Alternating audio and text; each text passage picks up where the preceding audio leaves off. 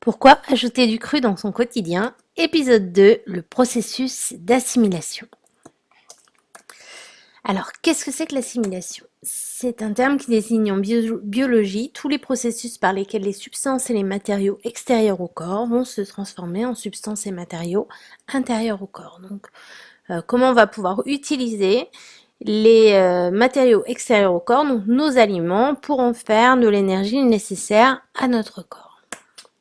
Donc concrètement, comment ça se passe? Allons voir de plus près ce qui se passe à l'intérieur de notre corps.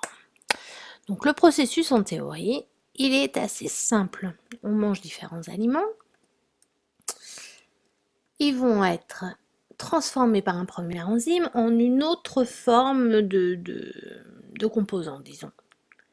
Ce nouveau composant va être transformé par un deuxième enzyme en une troisième forme et ainsi de suite. Une combinaison d'enzymes les uns après les autres vont transformer nos aliments en éléments de plus en plus petits. Jusqu'à ce qu'à un moment, le dernier enzyme fasse en sorte que nos aliments soient assimilés en termes de nutriments dans notre sang via la paroi intestinale. Donc ça, c'est la théorie. Ces enzymes, pour fonctionner, ils ont besoin de vitamines. Donc chaque enzyme va avoir son carburant préféré. Donc là, qui sont représentés par les différentes lettres des vitamines pour chaque enzyme. Et que se passe-t-il si on a des carences? Par exemple, si il nous manquait de la vitamine E, concrètement, on va continuer à manger.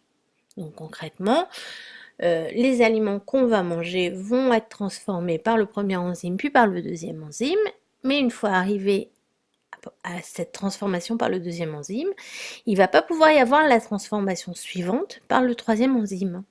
Et donc, les aliments qu'on va manger vont commencer à s'accumuler sous la forme de l'aliment transformé par le deuxième enzyme. Donc, au final, on ne va plus arriver aux produits nécessaires pour pouvoir être assimilés par le corps, c'est-à-dire que les aliments ne vont plus être transformés comme ils doivent l'être pour que les nutriments puissent être assimilés par l'organisme.